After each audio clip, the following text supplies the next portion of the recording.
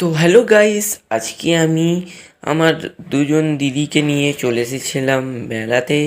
তো ফার্স্টেই মেলাতে এসে আমি ঢুকে পড়েছিলাম এক্সিবিশন রুমে। তো এইগুলো ছিল মানুষের হাতের কাজ, ছোট বড় সবাই জমা দিতে পারে এই হাতের কাজ।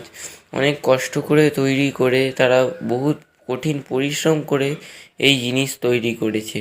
তারপর আমি মেলার ভিতরে দোকান দেখতে চলে এলাম। ভালোই এবারে দোকানপাট বসেছিল।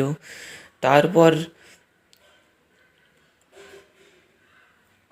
তারপর আমার দিদি আমার ভাই সোনার জন্য একটা পুতুল কিনে নিচ্ছিল।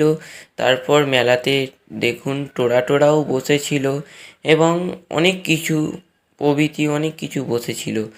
দেখো, এটি ছিল মেলার ভিতরে অনেক কিছু স্টল স্টল বা ফুচকা বা রাবড়ি। আমরা তো ফার্স্টেই খেয়ে নিয়েছিলাম রাবড়ি, তারপর খেতে এসেছিলাম মকটেল।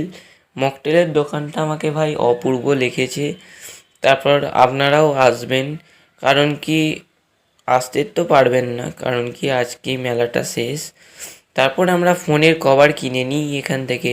তারপর জিলিপি বাদাম কিনে আমরা চলে আসি ফুচকার দোকানে। তো ফার্স্টেই ফুচকা খেয়ে নিয়ে তারপর ফুচকার পর খেয়ে নিলাম ঘুগনি, ও তারপর একটা পকোড়া খেয়ে নিলাম। তারপর আমি বাড়ি আসার জন্য অটোতে চেপে পড়লাম। চলো, দেখা হচ্ছে নেক্সট ব্লগে।